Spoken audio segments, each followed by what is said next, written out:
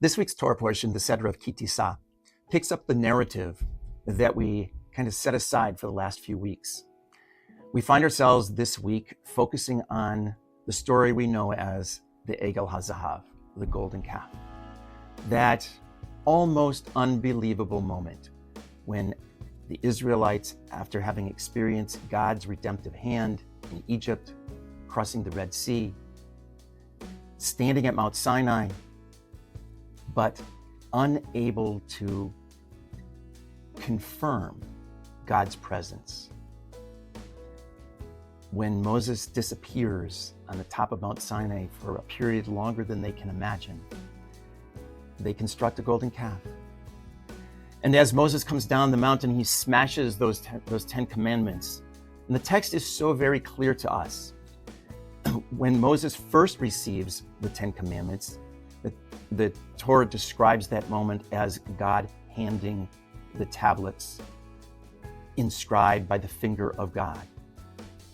And when, after the moment of the Egel HaZahav, the golden calf, Moses goes back up to the mountaintop to receive the 10 commandments, the text is so clear in defining this as a moment different from the first when it says, Psalcha, God says to Moses, carve for yourself these 2 tablets. And then God inscribes those tablets with the words we know today as the 10 commandments. And so the difference clearly between the first and second moments of revelation is the role that man plays next to God. It seems to be a singular event the first time and much more mutually oriented the second time. And I think that is a beautiful message for all of us to take home as we anticipate welcoming Shabbat this week. We are reminded that we walk with God, and God expects that relationship with us to be mutually beneficial. And so when we extend ourselves a bit, we hope and in fact believe that God will meet us part way. And so as we put the beautiful memories of Purim behind us, at the same time we carry those messages with us into Shabbat.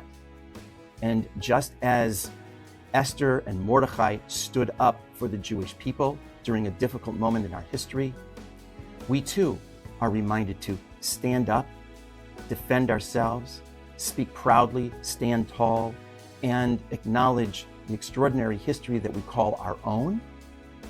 And even when the moments are difficult, find the courage and the strength to do our part, knowing that God will be with us, meeting us part way, giving us the strength, the courage, the inspiration to forge forward. Shabbat Shalom.